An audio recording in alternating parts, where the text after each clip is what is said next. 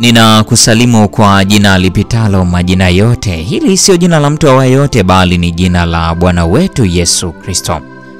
Leo ni Novemba 10, siku ya Jumatatu. Mada ikisema Pasaka.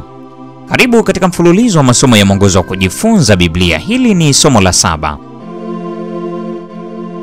Kwa nini ni muhimu kwamba Yoshua alichagua kusherehekea Pasaka licha ya kazi kubwa na iliyoshinikiza ya kuitoa nchi ya ahadi? Soma Yoshua sura ile ya 5 aya 10, Kutoka 12 aya 6, Mambo ya Walawi sura ya 23 aya 5, Hesabu 28 aya 16 na Kumbukumbu la Torati sura ya 16 aya 4 na ya 5.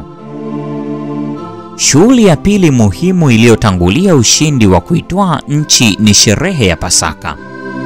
Hii inafanyika jioni ya siku ya 14 ya mwezi kwa kufuata kwa makini maagizo yaliyotolewa na Mungu.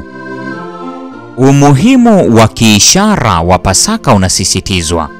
Matukio katika Yoshua yanakumbusha yale ya Kutoka. Pasaka inakumbusha usiku wa pigo la 10 kutoka sura ile ya 12. Wakati malaika wa Bwana alipowaua wazaliwa wa kwanza wote nchini Misri na kuwaokoa Waisraeli. Hii inafuatiwa na uzoefu wa kutoka Misri, kuvuka bahari ya Shamu na safari ya kupita jangwani. Kwa upande mwingine, kisa cha kizazi cha pili kinaanzia kwenye jangwa, kikiendelea na kuvuka mto Yordani. Kinahusisha tohara na sherehe ya Pasaka. Kisha kinaelekea kwenye wakati muhimu ambapo kuna tarajio la Bwana kuingilia kati kimuujiza dhidi ya maadui wa Israeli, wakazi wa Kanaani. Pamoja na matendo yote yaliyotangulia, sherehe ya Pasaka inaashiria mwanzo wa kipindi kipya katika historia ya Israeli.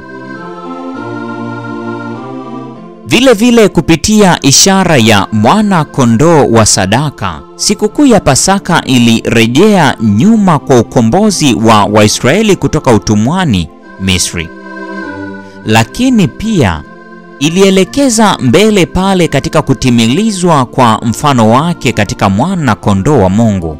Yohana Mtakatifu sura ile ya 29 aya ya 36, Wakorintho wa kwanza sura ya 5 aya 7 na Petro wa kwanza sura ile ya 1 aya 18 na 19, ambaye alitukomboa kutoka katika utumwa wa dhambi.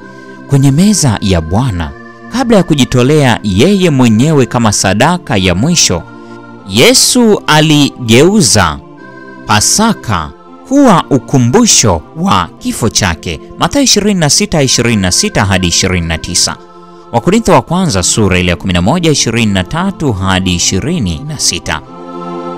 Hata hivyo, Pasaka na meza ya Bwana vinaashiria ukweli wenye utukufu zaidi, ule wa umati wa waliokombolewa wakiingia Kanaani ya mbinguni.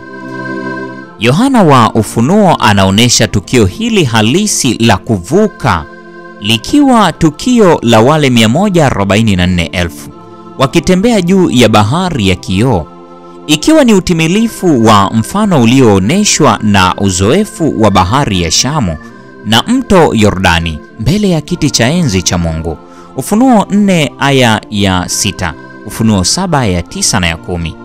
Na wanasherehekea Pasaka na meza ya Bwana katika karamu ya harusi ya mwana-kondoo. Mathayo 26:29 na Ufunuo 19 aya ya 9. Tunaweza kwa namna gani hata wakati tukiwa hatusherehekei meza ya Bwana kudumisha ukweli wa msalaba mbele yetu? Hii ni Novemba 10, siku ya Jumatatu, mada ikisema Pasaka. Na kwa nukta hiyo, mpendwa mfuatiliaji wa mfululizo wa masomo haya, ndio tunakuwa tumefikia tamati ya tafakari ya somo hili siku ya leo. Mungu atubariki sote na nikutakia wakati mwema.